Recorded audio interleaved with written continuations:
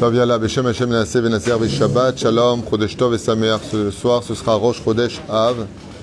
Mishi Nechnas Av, Memaatim Besimcha. Quand rentre le mois de Av, on diminue la joie. C'est une période de remise en question sur notre relation avec notre prochain particulièrement et notre renforcement dans le judaïsme. On est aujourd'hui vendredi 9 du mois de juillet et le Kaftet, donc le 29 du mois de Tammuz, un mois que l'on quitte avec beaucoup de xérot kachot sur le monde religieux, beaucoup de haine malheureusement sur le monde pratiquant.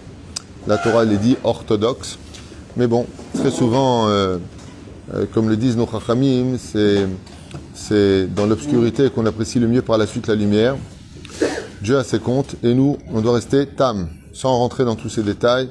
Aujourd'hui, on étudiera un mahamar d'un des plus grands maîtres du judaïsme, j'ai nommé le Rabbi de Lubavitch, Zecher Tzadik Vekadosh Livracha Sruto Yagen El Kol Am Israël. Et lui qui a tellement attendu la Géoula chaque jour, Yiratson, que de là où il est, il prie Behemet pour que chaque juif puisse enfin se débarrasser des clipotes de cette atmosphère très difficile dans laquelle nous sommes. Veniskel Yeshuot Venehamot Vetapil Akadosh Baruch Hu et Memshelet Zadon Mina Haaretz. Qu'Akadosh Baruch Hu nous fasse tomber cette Memshelet Zadon, c'est-à-dire ce gouvernement de nos têtes pour que Bezrat Hashem yiniske les Melech HaMashiach Bikarov Bikarov. Shiur acheté aujourd'hui par Laure Shish pour les Nishmat de son papa Meir Chaim Ben Rachel Vitor Sha'ar Bene Israël Bichlalam.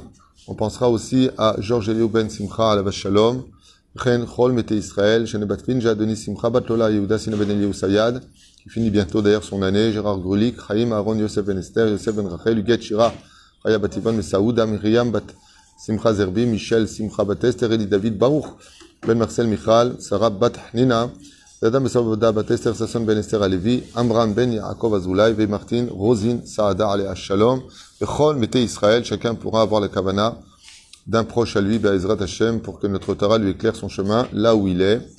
ולאלף אלפי אבדנים החלמה מהירה ורפואה שלמה לכל חולי ישראל בכללם מורתימי ויאן בת אסתר היקרה שרת על בת אפרת מרים ופרנסה אמיר פיטוסי בן רבקה ינאי בן אסתר מחלוף רונה בן שרה חיה רוחמה אסתר בת רבקה ז'ילו בן יסמין ידון היקר רובה עמוס אברהם חיים בן מלכה אוריאל רבקה חיה בת אסתר ברוך בן רות סופן ומיר בן רות סופן. On s'avoue tous les jours בעזרת השם החלמה מהירה בנימין הלל בן מרטין, j'espère qu'il va beaucoup mieux. Aussi Udvora bat Rivka Zawi et le Rav David Menaché, pour ceux qui peuvent faire des Teilim, j'ai entendu que sa situation physique était très difficile. Rav David Menaché est une personne où on apprécie, ou on n'apprécie pas parce qu'il a un très très grand franc-parler. Moi je le connais personnellement et ce depuis des années et des années, nous sommes même très amis et c'est une personne c'est un papa pour le peuple, faut savoir, quelqu'un de merveilleux, Be'ezrat Hashem. Ok, on va commencer tout de suite notre shiur et si on a le temps, on en fera peut-être un deuxième. En même temps, j'aimerais dédier tous nos shiurim, bien sûr, pour la tzlacha de tous nos tormim, qu'Akadosh Baruch Hu vous bénisse. Et normalement, avec l'aide d'Hachem, on commencera à creuser après les fêtes. Bezrat Hashem Yitbarach, Mishiachol, Azor, celui qui pourra aider pour la construction, Tavo Alav Beracha. Et on n'oubliera pas la refouach shlema de ta maman Asher, Chana Bat, Saïda. Anna El Narefanala, Be'ezrat Hashem, Rifouach Shlema, Achlama Meira, avec que de bonnes nouvelles. Dans la paracha de Matot Massé, on parle de beaucoup de choses, des villes de refuge, on parle des Chilukim, on parle, c'est Baruch Hashem très plein, on parle des Nedarim au début, et on parle aussi du Kivush d'Eretz Israël qui est Metuchnan dans cette paracha, c'est-à-dire que Moshe Rabbeinu alav shalom va non pas rentrer en Israël, il n'a pas le droit d'y pénétrer, pour plusieurs raisons qu'on a déjà citées à maintes reprises dans des shiurim différents, mais il va demander aux tribus de se préparer à rentrer en Eretz Israël. Et bizarrement, 2 tribus ennemies vont se différencier pour ne pas rentrer en Israël, et la réaction de Moshe Rabbeinu va être fulgurante dans ce domaine. Une situation très mal comprise malheureusement par quelques enseignants qui se servent beaucoup de ce verset-là pour rentrer fortement avec des propos complètement à côté. La polémique depuis le cas Mamdina, c'est-à-dire que depuis que nous sommes rentrés en Eretz Israël, il y a cette espèce de guerre de pourquoi les religieux ne font pas l'armée. Et vous savez très bien que c'est un mensonge médiatique qui a parfaitement, mais complètement marché. Complètement. Il y a effectivement certaines ashkafot qui existent.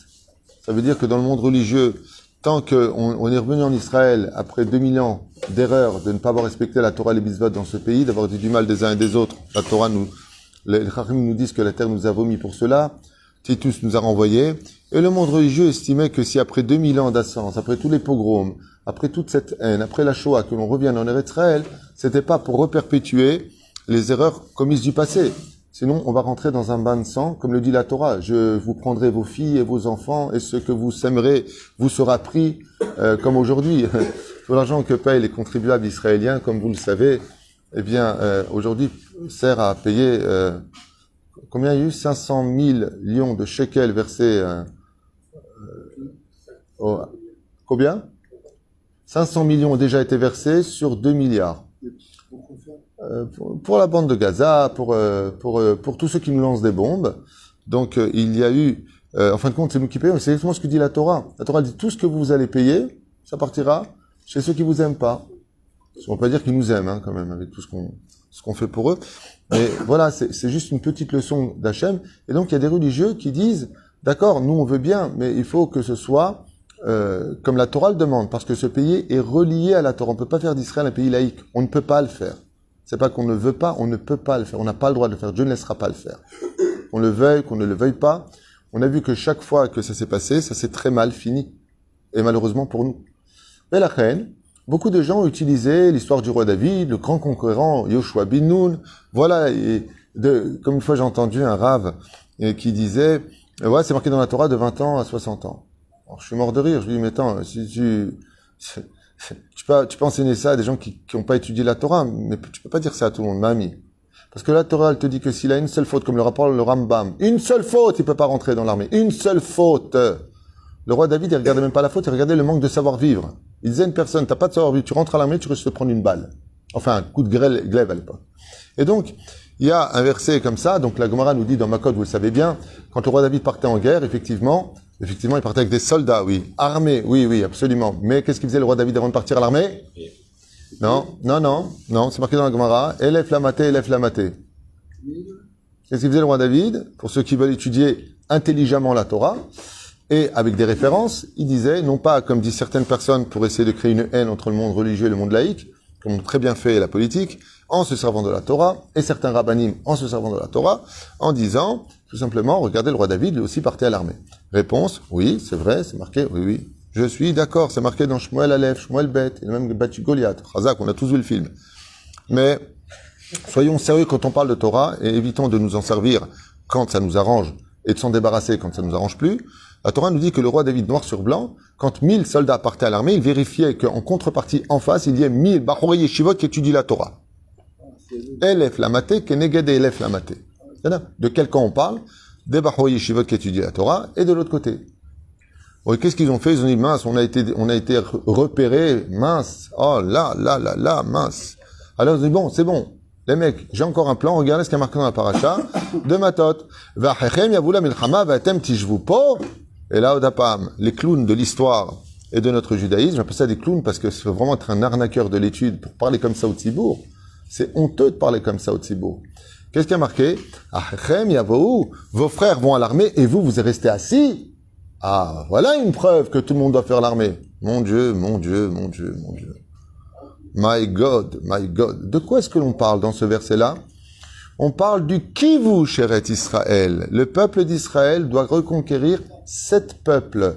Et je rappelle, pour ceux qui étudient un peu l'histoire, qu'en 1948 et que pendant les guerres 1967, ça a été filmé. Vous n'avez qu'à taper sur Internet, puisque tout le monde a ce fameux Internet.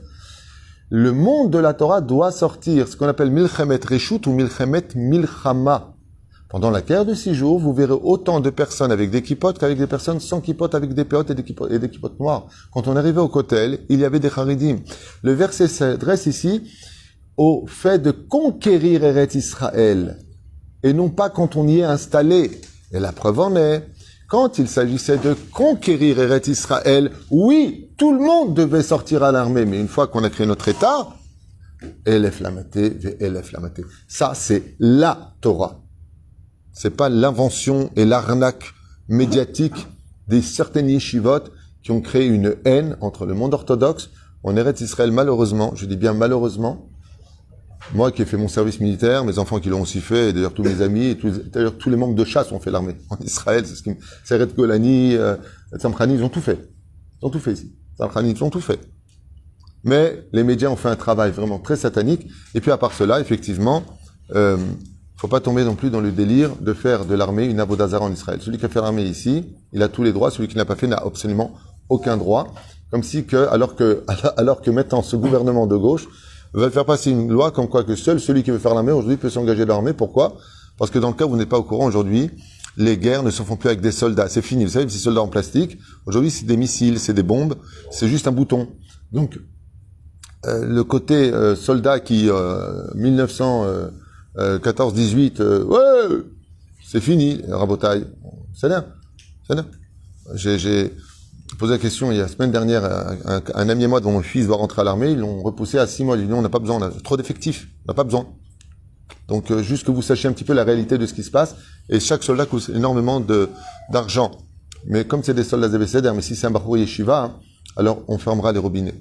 Il y a une asata nora ve'ayom contre le monde orthodoxe aujourd'hui, où malheureusement, je suis très très touché, parce que je vois qu'on est dans une période difficile, et je vois que pour l'instant, peut-être que ça changera aujourd'hui, ou peut-être demain, mais la haine qu'on nous parle dans le livre de ce qui s'est passé à l'époque du deuxième temple, elle est toujours là. Il n'y a rien qui s'est arrangé pour l'instant. On déteste toujours autant les uns et les autres, il y a autant de la shonara qu'avant. Et je ne dis pas pour faire un kitroug, chas v'shalom sur Israël. Je dis parce qu'on a intérêt à s'arranger et s'améliorer. Hein? Ça paraît utopique que tout le monde s'arrange. Tu sais pourquoi on n'a plus de manigim aujourd'hui? Qui est le manig aujourd'hui spirituel qui nous reste réellement? Rav Kanievski, Shibadel Chaim Arukim, et qui? Nigmar. Akadosh Baruch Hu, il fait en sorte de créer ce qu'on appelle un pikuach nefesh. Aujourd'hui, de toute façon, je vais te dire, quand tu parles avec les gens au téléphone, juste 2 jours, j'étais avec quelqu'un au téléphone, ils vivent dans le déni, les gens vivent dans le déni, dans leur bulle, ils sont complètement à côté de la plaque, ils promettent des choses, ils se rappellent même pas qu'ils les ont promises, il n'y a rien à faire. Ce n'est plus de notre ressort, c'est marqué dans la Gemara de Sota 49. Be'ikva de Meshicha, la dernière génération, on ne pourra plus, nous-mêmes, régler les problèmes. Il faut une intervention divine. Et comme c'est marqué dans les Télim du roi David, à cette période-là, Dieu va retirer toute l'impureté de l'atmosphère. Parce que l'atmosphère est tellement rendue impure par la nudité des femmes, le lachonara des uns et des autres, la haine gratuite et ainsi de suite, que, malheureusement, qu'on le veuille ou pas, il y a une espèce de pseudo-débilité qui s'installe dans le raisonnement des gens. Le raisonnement des gens, comme un mec qui s'est fait arrêter parce qu'il a pris un vélo, il a volé un vélo. Pas sauf on a retrouvé le vélo. Ouais. Et donc on dit à personne, comment t'as pu voler un vélo? À Talomid Bayesh, qu'est-ce qu'il a répondu? T'avais qu'à pas oublier ta clé sur le cadenas. Ça veut dire que le mec qui vole un vélo, maintenant c'est de la faute du propriétaire. C'est-à-dire que pour arriver à de tels raisonnements, tu es une personne, mais tu voles des gens, t'as pas un problème de conscience, il te répond, faut bien que je gagne ma vie. C'est-à-dire que quand t'entends des choses comme ça, ben, y a plus rien à faire. À mon avis, hein, maintenant, ça veut pas dire qu'on baisse les bras. Moi, je suis pas du tout découragé. Au contraire, je crois au peuple d'Israël, je crois en la tchouva d'Israël. J'ai aucun problème pour ça, et plus que tout. Je vois, j'ai fait une vidéo où j'ai expliqué ce qu'écrit Baba Saleh à propos de la perruque. Par contre, c'est dans son livre écrit. Ça, il y a une personne qui m'a dit, ouais, mais c'est une biographie. Regardez la bêtise des gens. C'est pas méchant ce que je dis. Ouais, mais c'est une biographie, c'est pas une référence. Alors, je lui dis, ah, ok, donc la biographie du Rabbi aussi, c'est pas une référence. Et la biographie de tous les Chachamim. Tu peux pas dire ça, c'est pas une référence, et l'autre, c'est une référence. Ouais, mais les élèves, ils écrivent ce qu'ils veulent. Je lui manque de peau, regarde. Ma femme lui envoie. C'est écrit par son fils. Rabbi, Baba Amir. Comment c'est? Baba Baruch. Autant pour moi. Par contre, c'est son fils qui l'a écrit. Aïe, mince. Bah oui, mais enfin bon. C'est-à-dire que tu peux même pas dire des vérités. T'as même pas le droit d'enseigner des choses. Les gens, tout de suite, ils comprennent même pas ce que tu veux dire. Alors que moi, qu'est-ce que j'en ai à faire qu'une femme, elle met une perruque, elle met pas une perruque. Mais Mazenogeabi, qu'est-ce que moi j'en ai à faire ici? On dirait que j'y gagne quelque chose ou j'y perds quelque chose. Je sais pas ce qui se passe dans la tête des gens, mais il y a une espèce de fragilité comme ça, très, très, très spéciale. Tout le monde est à fleur de peau, tout le monde est... je sais pas, c'est vraiment une génération qui a besoin aujourd'hui de la Géoula. Je pense pas que la Géoula soit simplement un fait historique qui devra arriver pour venger l'histoire de l'honneur d'Hachem. On a désobéi à la faute originelle. Je pense qu'aujourd'hui, c'est devenu vraiment une nécessité parce que c'est très difficile ce qui se passe. Très, très difficile. On vit vraiment dans quelque chose d'effroyable et d'incroyable. Et c'est magnifique. Parce qu'en réalité, c'est quand on revient des profondeurs de l'océan qu'on apprécie le plus l'atmosphère, de pouvoir respirer une air nouvelle. Bezrat Hashem, j'espère qu'on aura ce mérite. Qu'est-ce que nous apprend le Rabbi sur cette paracha? Sroto Yagen al-Kol Israël, Bezrat Hashem Yitbarach. Parachat Mesupar, qu'il est Achar Shechavshu Bnei Israël et Ever Yarden Amizrachi. Donc une fois que les Hébreux ont traversé le Jourdain, donc l'est du Jourdain, Amevorar Besadot Meroe, Panu Negad Uvne Reuven Moshe ou Bikshu. Donc, une fois qu'ils ont traversé ça, la tribu de Gad et de Reuven, j'ai fait déjà beaucoup de cours sur ce sujet-là d'ailleurs, on demandait à Moshe Rabbeinu, Yutan et Haaretz Azot, le'avdecha le'achuza el al ta'viru et Yarden. Donc, il demande, à ta'virenu slicha et Yarden, on est conscient de cette merveilleuse contrée qui est verte, et on demande à rester ici, parce que nous avons de très nombreuses têtes de troupeaux, ils ont des millions de troupeaux, et donc ils demandent à ne pas rentrer en Eretz Israël bizarrement. À Emet, Emtsotkim. Ils ont raison. Pourquoi ils ont raison? Parce que Maran Shulchan Aruch Pasak, le Shulchan Aruch lui-même, Posek, on n'a pas le droit d'être berger en Israël, de peur que, comme on est tous des patrons, vous savez que les Juifs, c'est tous des patrons. Non, mais on est tous des patrons, c'est très difficile d'avoir des ouvriers juifs. Donc, comme on veut tous être patrons, on cherche des moutons. Et ainsi donc, on est des bergers. Le peuple d'Israël est un peuple de bergers. Et donc, comme on n'aime pas être sous les ordres de quelqu'un, mais plutôt être celui qui dirige les autres, c'est pas de l'orgueil, il faut le savoir, c'est dû à une neshama, dit le Mesilat Yesharim, Meodotzmatit. On a une neshama qui est très puissante à l'intérieur de nous, avec ou sans connaissance, ce qui fait que chaque juif, quelque part, chaque jeune fille juive, eh bien, c'est une espèce de roi à l'intérieur et une reine à l'intérieur, ce qui fait que il a des exigences qui sont des fois, même si ça paraît très déplacé, pour certains cas, des exigences qui sont compréhensibles. Un juif, c'est pas n'importe quoi et c'est pas n'importe qui. Il y a même une religion qui vénère un juif mort, pour vous dire à quel point. Alors même un juif qui est mort, il peut être même en faire un dieu dans certaines religions. Vous voyez ce que je veux dire? Mais la reine, être juif, zélo, c'est pas simple. Alors pourquoi?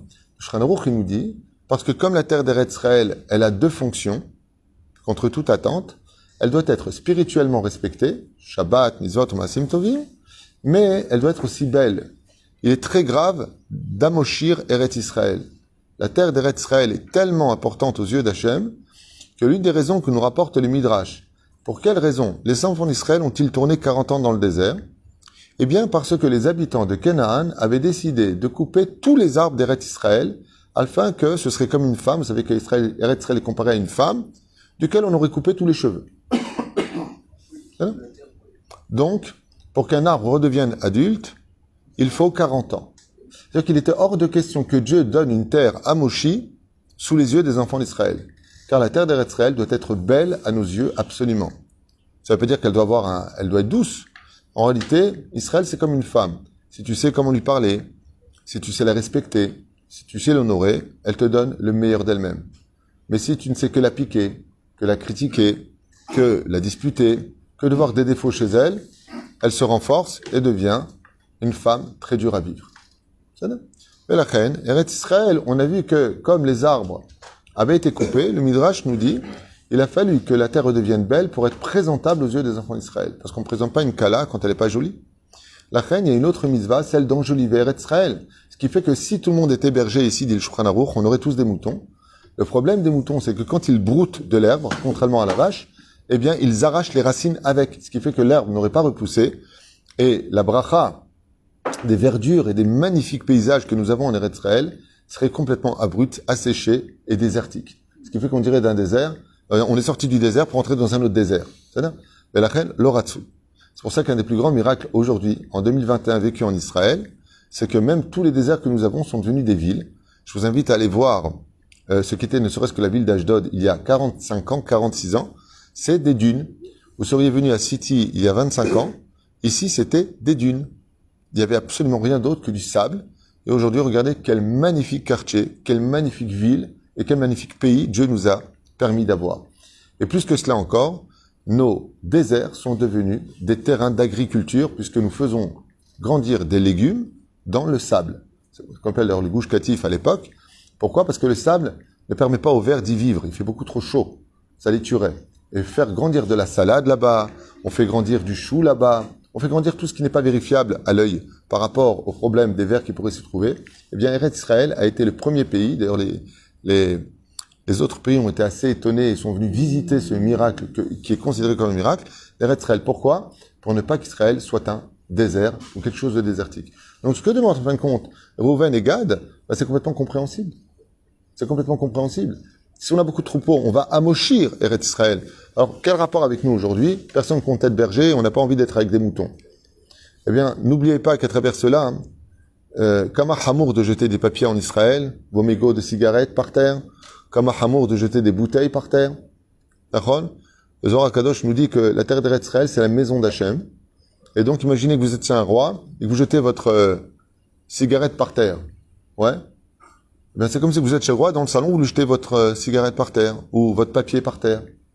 C'est-à-dire que les Nakot et Eretz Israël, notre pays doit être propre, non pas simplement par le travail extraordinaire de la Iria, de la mairie, mais par notre propre travail personnel. Chashuv, me'od, très important de veiller à ce que notre pays soit propre. Ici, c'est Bet Hashem. Sheshama Moshe Divrehem, Yesarotam Kashot, Vachechem Yavru la Milchama, Vatem Tishvu Po. Alors quoi? Vous voulez maintenant vous installer, ouais, pendant que vos frères vont en guerre, et on voit ici qu'une réaction où les frères ont dit pas du tout. On va rentrer avec eux. Bien sûr qu'on va faire la guerre, puisqu'il y a une mitzvah de Kivouch Eretz Israël. Mais une fois qu'ils seront installés, il y avait une armée en Israël. Ils retournent. Qu'est-ce que dit Moshe? C'est bon. Vous voyez ce que je veux dire? Si vous enseignez la Torah, va jusqu'au bout des versets. De dire, regardez, c'est marqué ici dans la Torah, quelle arnaque de l'étude. Non. On parle uniquement du cas de conquérir Eretz Israël et non pas une fois qu'on y est installé. Parce que qu'est-ce qu'on fait de cette phrase-là, les frères, une fois qu'on a conquis le pays? Ils sont partis se réinstaller de l'autre côté en vacances avec leurs moutons. Alors dans ce cas-là, vous allez me poser une question, pourquoi Moshe se met en colère? Réponse très simple. Parce que dans l'ordre qui a été donné, nous avons beaucoup de moutons. Ouais. Ils ont pensé à leur parnassa, à leur bien-être, et à la fin ils ont dit, et les enfants. S'ils avaient commencé par les enfants, pour de là t'apprendre que le plus important dans la vie d'un homme, c'est l'éducation de ses enfants, avant même de savoir dans une ville où il va travailler, avant même de savoir où il va s'installer, avant même de parler de la maison dans laquelle il va vivre, la première règle de la vie d'un homme, c'est de chercher dans quel Talmud Torah va étudier ses enfants. D'abord, tu regardes ça. Pas tu vas t'installer dans un super quartier avec la villa parce que tu as des moyens et qu'il n'y a pas d'école pour tes enfants. Parce que le but de ce monde, c'est de transmettre notre Torah. Et la reine, étant donné que Reuven et Gad n'ont pas commencé par les enfants, mais ont fini par les enfants, Moshe s'est bien en colère. C'est-à-dire, donc il y a eu deux choses qu'il faut retenir.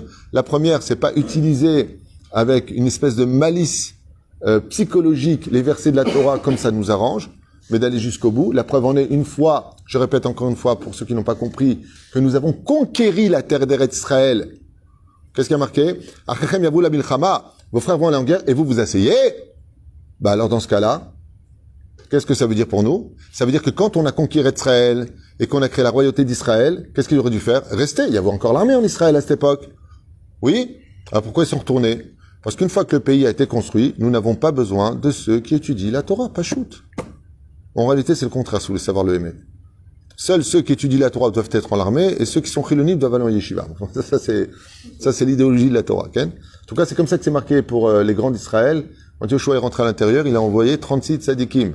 Quand David repartait à la guerre à la Vache Shalom, il ne partait qu'avec des tzadikim. Donc la vraie solution du vrai problème et du conflit yeshiva armée, c'est qu'à la base, l'idéologie aurait voulu que dans l'armée d'Israël, il n'y ait que des gens pieux, et que ceux qui sont pas pieux aillent s'affiner l'esprit dans les yeshivot. C'est-à-dire qu'en réalité, on devrait faire des manifestations. Pourquoi vous n'êtes pas en yeshivot? Ça, c'est la réalité de ce monde. Mais comme on est dans un monde à l'envers, eh bien, c'est comme ça que l'œil, quand tu regardes quelqu'un, normalement, il est à l'envers. Il y a un miroir qui te retourne l'image. On a un peu perdu l'image qui retourne l'image. Parce qu'aujourd'hui, tout est là, tout est à l'envers.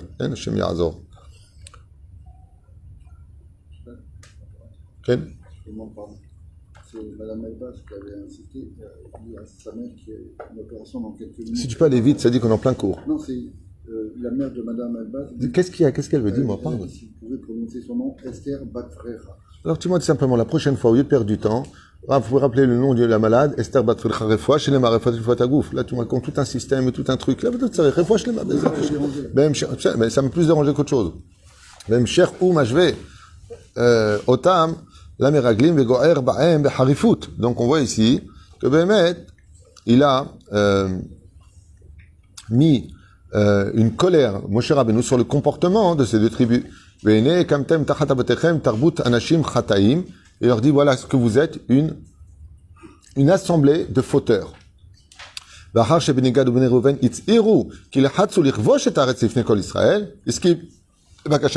quand les deux tribus ont dit à Moshe, mais Vadaï, on n'a jamais dit qu'on n'allait pas rentrer en guerre pour conquérir le pays d'Eretz Israël. Ouais. Il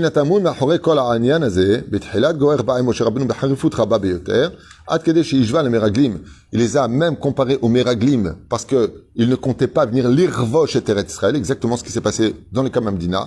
Les Bachurei Yeshivot, oui, se sont engagés dans l'armée pour conquérir notre pays après 2000 ans d'absence, entre guillemets d'absence pas vraiment, mais parce qu'il y a toujours eu des familles ici, toujours, Baruch Hashem, le peuple d'Israël a toujours resté une partie qui est restée comme un gardien d'immeuble dans notre lieu. Il leur dit après, une fois que c'est, donc le rabbi le dit, il a bien compris comme moi la Torah, comme tous les chachamim, une fois que vous avez conquis la Israël, vous pourrez y aller. Ça, c'est la suite réelle de savoir comment étudier la Torah. La Torah, elle te dit ici qu'une fois qu'elle kivouche Israël, azatam yachonim la shevet. En baya. Donc, mashma, c'est que pour l'irvosh et Israël et non pas une fois que tout est créé. Si je parle avec mon cœur dans ce genre de langage, c'est parce que ce conflit a créé une telle haine entre le monde laïque et le monde religieux, avec des acteurs démoniaques, dits religieux, qui ont instauré cette haine idéologique entre ce peuple, entre nous. C'est fou ce qui s'est passé. Ça fait 37 ans que je vis ici. Il n'y a rien qu'à changer dans ce domaine. Toujours cette même haine et toujours cette même bêtise. Et j'en veux autant à ces religieux pratiquants, soi-disant orthodoxes, qui sont très peu nombreux. On parle vraiment d'une petite secte parmi eux, qui se permet de brûler le drapeau d'Israël, ou de cracher ou critiquer nos soldats quand ils passent avec leur madim. Vadaï qu'ils sont condamnables, mais mamash bakol mikol kol. C'est une honte d'agir ainsi. Nos soldats, c'est nos enfants. De quoi est-ce qu'on parle? Que Dieu les protège, que Dieu les garde. Amen. Mais cette haine du monde laïque sur le monde religieux a déteint. Ça veut dire que quand tu sais, tu frappes, et à un moment, tu reçois aussi une gifle. Je ne cautionne pas, mais je comprends. Je comprends qu'à la fin, ça devienne kaved. Je ne cautionne pas, mais je comprends. Je ne l'accepte pas. Vadaï. Subar batorat hasidut. Keshbatim b'harou liot ro'itzon. Mishum shezo melacha she'ena tirdat et adam yeter lamidat ba'olam hakdusha ve'im efsharet nituk misuyam me'avayat ha'olam tor kedei itmasrut la'avodat Hashem. Le Rabbi Lubavitch, dans son extraordinaire chokhma et sagesse incroyable, il dit, il était compréhensible que Gad et Réhouven voulaient rester de l'autre côté avec des moutons. Pourquoi? Parce que le fait d'être berger ne demande pas d'effort comme travail. C'est-à-dire, ça ne permet pas trop d'efforts. Et en général, où est-ce qu'on les fait brouter, les troupeaux? Dans les champs. Dans les champs, il n'y a pas de boîte de nuit. Dans les champs, il n'y a pas de pub. Dans les champs, il dit le Rabbi, il y a pas, on est un peu déconnecté du monde qui pourrait nous faire tomber. Par contre, dans les champs, on est dans l'Aïdbo des doutes. Et vis-à-vis du troupeau, il y a des chiens qui les gardent. Ce qui fait que tu as amplement le temps d'étudier la Torah. Ce qu'ont voulu Réhouven et Gad, c'est justement devenu des villes de refuge, là où se trouvaient les Lévim pour étudier la Torah. Manien. Et donc ce qu'il dit, Torkede itmasrut la'avodat Hashem.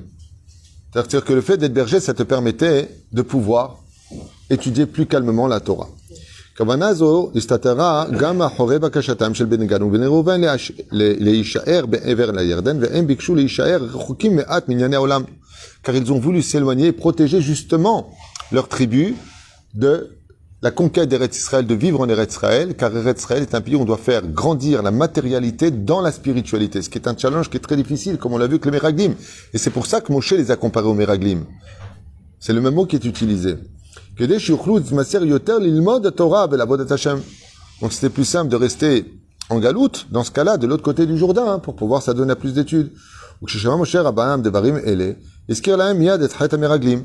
Il leur dit, faites attention, dit le rabbi de Lubavitch. Je répète en hébreu pour pas que les gens qui croient que je traduis. וכששמע משה רבנו דברים אלה, הזכיר להם מיד חטא המרגלים. Il dit, attention de toujours dire, je reste en galoute pour étudier la Torah, c'est trop dur en Israël, ça va m'éloigner. Miyad, iskir lahem, chet ameraglim. Il leur a rapporté tout de suite, ah oui, vous êtes comme les meraglim qui n'ont rien demandé de mal, hein. Ils ont dit, non, c'est compliqué Israël, je préfère rester dans les nuages et étudier la Torah. Moshe leur dit, ah, ça c'est la faute des meraglim. Au niveau idéologique, Torah c'est compréhensible, mais est-ce que c'est ce que veut Dieu? Réponse, non. Gam chet ameraglim nava mikar, she'em bikshu le'ashir et am Israël bamidbar, shebo l'uchu lishmor et adekut aruchanit b'Hashem. Et donc, dans le cas où des gens n'ont pas compris, le rabbi il est tellement clair dans ses explications, que Dieu le bénisse, que tu peux pas dire j'ai pas compris. Voilà ce qu'il dit. Gam chet ameraglim, pour ceux qui n'ont pas compris, dit le rabbi, c'était quoi la faute des meraglim? Tout simplement d'avoir demandé de rester en galoute afin de pouvoir étudier la Torah plus tranquillement et de rester attaché à Dieu, car c'était trop dangereux en Eretz Israël. On ne peut pas être plus clair que ça. Au Bekar parlou neged ratzon Hashem. Ils ont oublié un petit détail, dit le rabbi, ils ont fait les choses contre la volonté de Dieu. Ça veut dire qu'ils ont fait passer la Torah avant la volonté d'Hachem. C'est très fin comme idée, mais c'est quand même à retenir. C'est-à-dire qu'en d'autres termes, le pire ennemi de la Torah, c'est la Torah. C'est pas moi qui l'ai dit, c'est la Torah elle-même qui le dit dans la Gemara. Torah, c'est Sama Haim, Sama Mavet. Qu'est-ce qui peut t'apporter la vie? La Torah. Qu'est-ce qui peut t'apporter la mort? La Torah. Qui a apporté la vie? Moshe, Etzraïm, Torah de Moshe. Qui est-ce qui a apporté la mort, qui était très fort en Torah, comme le roi David d'ailleurs, et qui s'est apporté la mort? Doeg à Adomi. Bilam Aracha, Achitophel, et autres. C'est-à-dire que les gens, au nom de la Torah, ont fait beaucoup de mal aux gens, même dans les couples. Au nom de la Torah, on peut humilier des gens et faire du mal aux uns et aux autres. Qu'est-ce que j'aime la Torah du Rabbi, elle est vraiment... Je dis souvent, j'en ai parlé hier soir avec Rouven Haddad Ayakar, que j'embrasse très fort. Je lui ai dit, tu veux que je te dise ce qui me fait le plus de peine? C'est les gens qui s'attachent à la photo du Rabbi ou qui s'attachent à ses écrits. C'est bien d'avoir une photo, c'est très beau, le Rabbi était beau. Mais alors, ce qu'il a écrit, mon Dieu, comme c'est encore plus beau. Qu'est-ce que c'est? Elle est belle, la Torah du Rabbi, sachez-le. Chacun HaKadosh Baruch Hu bara et ha'olam mitoch matara sha'am Israël yekadesh oto veromem oto.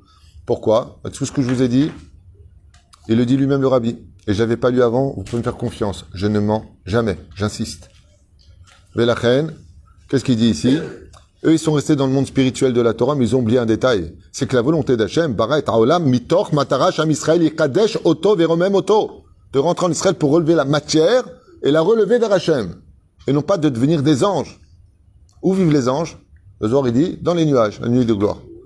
Donc pourquoi Dieu l'a tué le Meraglim? Il leur a dit, moi si j'ai créé des hommes et que vous vous comportez comme des anges, vous n'avez pas besoin de corps, donc je vous tue. Top. C'est tellement simple à comprendre. Et étant donné que le but de la Torah, c'est cela.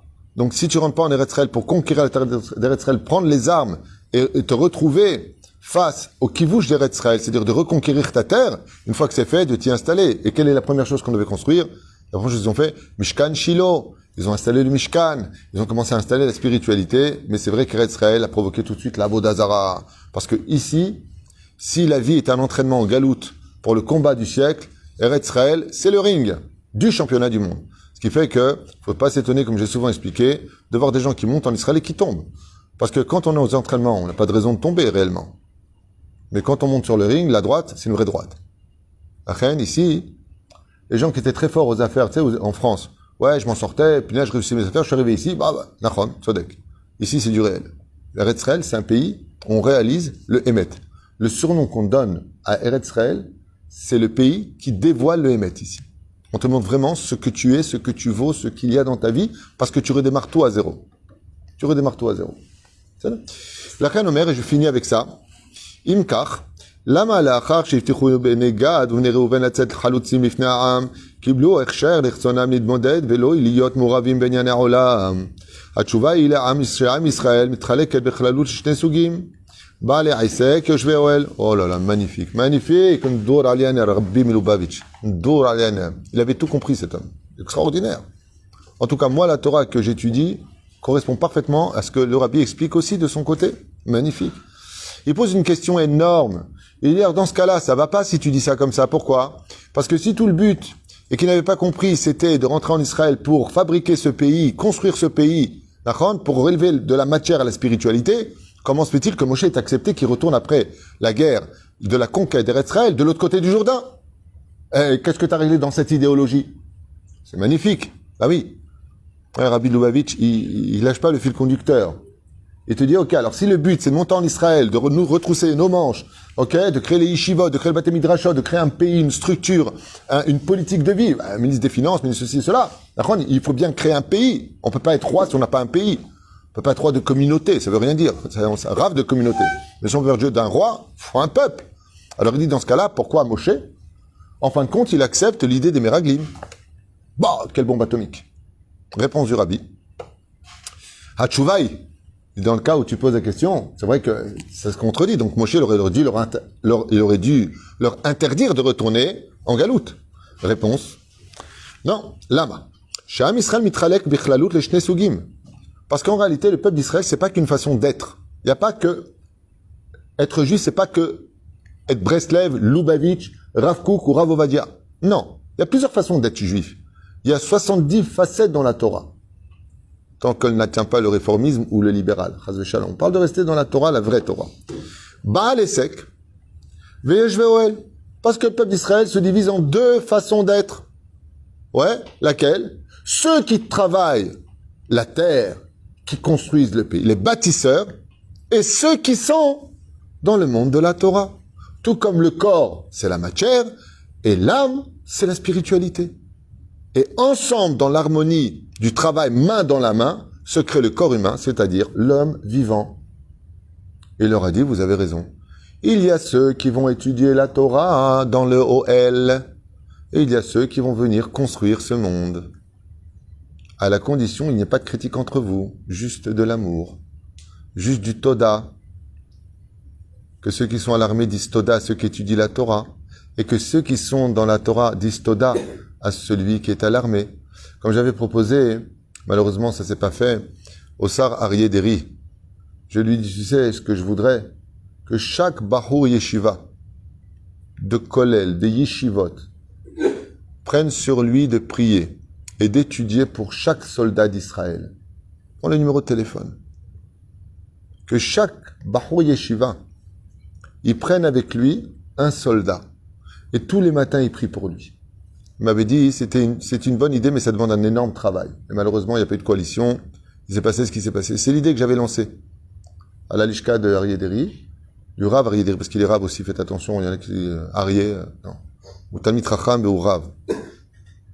Keshem sheyesh tzorech ba'ale esek, she'alede, she'me'urav otam, ma'avayot ha'olam, em matchidim et or ha'kedusha el toch ha'olam. Mais il dit, attends, c'est dangereux. Heureusement qu'ils sont là, ceux-là aussi. Ceux qui étudient la Torah, dit le Rabbi. Il dit pourquoi? Il dit parce que toute la matérialité ne peut pas s'élever s'il n'y a pas ceux qui étudient la Torah. Parce que tout ce que nous faisons monte dans l'atmosphère. Donc si dans l'atmosphère que nous avons, on n'a pas de spiritualité, à quoi ça ressemble? Très belle image. C'est comme quelqu'un qui rentre dans une très grande salle où il y a des magnifiques trésors. Mais magnifiques trésors, des pièces d'or, des vases, des trucs, mais des valeurs inestimables. Ouais. Mais il n'a pas allumé la lumière. Qu'est-ce qu'il y voit? Que dalle. Résultat des courses, le Rabbi, il dit, s'il n'y a pas ceux qui étudient la Torah, comment tu veux qu'on élève la matérialité? On ne sera pas capable de l'avoir. Et qu'est-ce qui va se passer? On va se heurter à cette matérialité qui peut nous blesser. Ce qui fait que le monde matériel, la Torah d'Eretz Israël, le pays d'Eretz Israël sans la Torah en Eretz Israël, eh bien, on ressemble à quelqu'un qui rentre dans une très belle salle où il y a plein de trésors, mais on n'y voit rien. On dit quoi? Tu vois pas ce qui se passe? Maintenant, le but, c'est de prendre ça et de l'élever vers le roi des rois. Et la reine, le Rabbi, il dit, c'est pour ça que Moshe accepte l'idée qu'il retourne de l'autre côté, pour que justement, il s'adonne à l'étude de la Torah. Comme on est un peuple uni, quand quelqu'un fait une mitzvah, tout le monde en profite. Mais la reine, le mérite des étudiants protège tout le peuple d'Israël. D'avoir niflav et pachout. Car et donc on a besoin aussi de ceux qui étudient la Torah, l'ilmod à Torah, ceux qui donnent leur vie pour tellement peu de moyens, avec tellement d'enfants à la maison et tellement de vie, la avodat Hashem, pour servir Hashem. Gad uvnei Reuven, bikshu liot yoshvei ohel. Et le Rabbi, il dit, il faut savoir que les intentions étaient pures, car ce que eux ont demandé, c'était de tout simplement relier leur étude à la terre d'Eretz Israël pour soutenir le travail de ceux qui vivra en Israël. C'est ce que dit le Zohar HaKadosh. Il dit tout celui qui est resté en galoute. Et que le but de rester en galoute, c'est pour soutenir ceux qui vivent en Israël, soutenir la Torah d'Eretz Israël. Alors lui aussi fait partie des gens que Moshe, et d'ailleurs le Zohar dit plus que ça. Il dit celui qui vit en galoute et qui soutient la Torah en Eretz Israël est considéré là où il est comme si qu'il était lui-même en Eretz Israël. Vous retrouverez ce que je viens de vous dire dans la paracha de Vayechi, livre de Me'am Loez en hébreu. Marqué noir sur blanc, ce que je viens de vous dire, noir sur blanc. Kol mi shemarzik Torah be'eretz Israël ki ilu chay be'atzmo be'eretz Israël. Voilà. Moshe Rabbeinu chashash she'em tofsim et enyane shel yoshvei haoel betzurat ma'avat verotzim litnatek legamre me'eretz Israël. Alors de quoi il a eu peur Moshe, dit le Rabbi? Il a dit j'ai eu peur qu'il s'agisse de personnes qui veulent rester en galoute et étudier la Torah pour ne pas avoir de rapport avec ceux qui vivent en Israël. J'ai eu peur de ça. J'ai eu peur de ceux qui vont se créer la Jérusalem.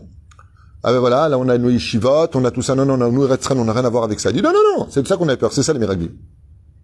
Mais si tu es encore dans cette situation de là-bas, pour soutenir Eretz Israël, pour soutenir ceux qui étudient en Eretz Israël, pour eux, alors Bevada Sheken. Bevada Sheken. C'est pour cela que pour créer cette union, il y a les villes de refuge. En Eretz Israël et en Chutz La'aretz. Pourquoi en Eretz Israël, en Chutz La'aretz? Pour t'apprendre qu'en réalité, Eretz Israël est attaché, c'est marrant parce que Manitou, Alav Shalom, il disait qu'un juif de galoute reste un juif attaché à Israël tant qu'il n'oublie pas sa terre et son peuple. Mais si, de là où il se cache dans sa Torah, en ignorant ce qui se passe en Eretz Israël, comme une partie, par exemple, des Neturei Karta, pas tous, on parle de 300-400 personnes qui font beaucoup de bruit, mais pas tous, sachez-le. J'ai appris du Rav Chaim Pirzon, que là-bas, à New York, ceux qui sont partis serrer la main à Ahmadinejad et qui ont brûlé les drapeaux et ainsi de suite, les enfants ont été renvoyés des Talmud Torah des Neturei Karta. C'est ce que le Rav Chaim Pirzon m'a rapporté. Il m'a dit, sache une chose, il y a une guerre entre eux. Il y a une guerre. C'est-à-dire, nous, on met tout le monde dans le même sac. C'est-à-dire, les gens, ils voient un mec avec des péotes ou une barbe, ça y est, il est religieux. Non. C'est non nachon. Donc, de quoi il avait peur, le Rabbi? Il explique, Moshe Rabbeinu. Il avait peur, Moshe Rabbeinu, qu'il soit en galoute pour étudier la Torah sans Eretz Israël. Et ça, c'est grave. Pourquoi? Parce que ça veut dire que vous êtes comme les Meraglim, quoi, en fin de compte. Vous voulez une Neshama sans corps. Donc, rien de vivant. Parce que quand on a une Neshama qui n'a pas de corps, on appelle ça un mort. C'est une Torah qui est morte. Aïe, Zet Tzadik. ומאחיהם בני ישראל, וזאת בשעה שכל עניינים של לומדי התורה הקדושה הוא להיות מקור השחאה של אור חיות וחיות לכל בני העם. וכך גער בהם משה. C'est pour ça que Moshe s'est mis en colère contre eux. Mais ils ont dit non, c'est pour ça qu'il leur dit, vous vous installez là-bas, venez conquérir Eretz Israël. Qu'est-ce qu'il était en train de leur dire, dit le Rabbi Lubavitch à propos de Moshe Rabbeinu? Que si vous vous installez de l'autre côté, c'est pour aider ici en Eretz Israël à conquérir cette terre. De la soutenir cette terre. Et de soutenir le peuple d'Israël en Israël. Mais une fois qu'ils ont éclairci les choses, on m'a pitom. אנחנו לצאת חלוצים לפני העם, הביטו בכך כי רצונם להיות יושבי האוהל, אמיתיים, que leur kavana était pure, de s'asseoir en Eretz Israël, de s'asseoir en Chutz La'aretz, juste de l'autre côté, pour soutenir Israël, pour être avec les frères d'Eretz Israël, וסעים לחיזוק הקשר בין אנשי מעשה לעולם של תורה לאנשי מעשה בארץ ישראל, donc l'un avec l'autre, נאות משה לתת להם את נחלתם בעבר הירדן, il leur dit, ok, si c'est pour cela, alors vous le pourrez. Je ne sais pas ce que vous pensez de cet enseignement qu'on a fait ensemble, mais Dvarim Brourim, et c'est dommage que les gens n'étudient pas plus le Rabbi Lubavitch, parce que ces textes-là, je vous dis franchement, ils amènent une paix dans la conscience et la relation entre chaque juif. C'est clair ce qu'il dit. C'est clair. C'est pas shoot, et c'est clair. Ça veut dire que les juifs en Israël auront toujours besoin des juifs en Israël? Non, ça ne veut pas dire qu'ils auront toujours besoin. Ça veut dire que s'il est là-bas, au moins qu'il serve à quelque chose. C'est-à-dire que si un juif, il est en galoute, pour des raisons qui le regardent, et sache une chose, il y a beaucoup de gens qui voudraient monter en Israël, comme tu le sais, mais ils peuvent pas, parce qu'ils sont proches de la retraite, parce qu'ils ne peuvent pas, parce qu'ils sont même pas acceptés dans certains cas, parce que. Mais la question n'est pas là. La question, c'est au niveau idéologique. Lama. Si par exemple, quelqu'un est en galoute, qui rêverait de monter en Israël, et qui prie pour que tout se passe bien en Israël, qui est de la Torah en Israël, qui peut, je dis n'importe quoi, même envoyer un billet de 10 € à son frère qui vit en Israël, cet homme-là, selon le rabbi, il est béni de Dieu. Mais une personne qui s'est créée sa communauté et qui n'en a rien à faire d'Eretz Israël, ses vacances, ce sera l'Espagne, la Suisse, la Grèce, tout ce que tu veux, et qui ne se sent même pas concerné par ce qui se passe ici ou par les habitants d'Eretz Israël, lui, par contre, il fait partie, selon le rabbi, vous n'avez qu'à le relire, si vous voulez, je vous donne la page, dans le cas où vous comprenez mieux que moi l'hébreu, peut-être que je dis n'importe quoi, donc c'est à vous de vérifier, page 314 de son livre, Shulchan Shabbat, entre autres, moi j'ai tous ces livres dans mon bureau, mais sur tous les gros volumes, mais vous pouvez le lire et puis vous me direz ce que vous en pensez. Le rabbi est clair. Vous savez, ce rabbi que tout le monde allait voir et que tout le monde parle, ce grand maître de la Torah qui était unique, c'est lui-même qui l'enseigne. Dans ce rapport très fin entre la relation du juif de la Galoute avec le juif d'Eretz Israël, du juif d'Eretz Israël qui étudie la Torah avec le juif d'Eretz Israël qui lui par contre fera l'armée en Israël. Aïkar Shini Am Echad. Et comme je le dis souvent, je finirai juste avec cette phrase, c'est dommage, vraiment dommage, qu'en 2021, avec tout le modernisme et l'avancée d'un peuple, après toutes ces souffrances, c'est dommage que le peuple d'Israël est devenu son propre ennemi. Et comme je l'ai dit à propos de Yom HaAtzmaut de cette année, où il y a encore eu quelques conflits, j'ai posé la question à une personne, je lui ai dit, moi, posez une question. Pourquoi et en quoi ça te dérange que lui ne fête pas Yom HaAtzmaut avec des grillades et des gonzesses autour de lui? Je voudrais juste que tu m'expliques. Ouais, parce que... Je dis, pourquoi? À part ton... Ouais, toi tu le fais. Toi tu vas aller à la plage avec les filles cet après-midi, c'est ça? À la plage, avec le feu, le machin, truc chouette. C'est ce que tu veux. Lui, il t'a dit quelque chose? Lui, il veut pas le faire. Toi, tu veux le faire. C'est ce qu'il y a de plus grave que de faire Yom HaAtzmaut ou de ne pas fêter Yom HaAtzmaut. C'est ce qu'il y a de plus grave entre les deux? C'est la haine. Ça, c'est plus grave que tout. Tout comme j'ai posé la question au monde religieux. Enfin, monde religieux, ils font Yom HaAtzmaut à leur façon. C'est une journée qui est Kulo Torah. La malo. J'ai pas compris. Où est ton problème qu'il y a des gens qui étudient Yom HaAtzmaut qui est un jour de congé pour tout le peuple d'Israël. Des gens qui vont étudier la Torah. Ouais, pourquoi vous faites ça? Mais pourquoi on ferait pas ça? Si c'est ça notre kiff à nous. Toi, c'est les grillades. Les rires, les bières, ha, ha, ha. Super. Toi, c'est ton kiff. J'ai pas de problème avec ça. Nous aussi, on le fait. Tous les ans, on est sur le bord de plage, avec chiour sur place, loin de la plage. On kiffe, on est bien. Que des Dvar Torah, des chants en l'honneur d'Hachem.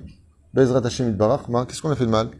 Et le mec, il me dit, ouais, moi, j'ai pas envie de venir. Moi, tu veux, je te dis une chose. Mlaraha, ne viens pas, j'en ai à faire, moi.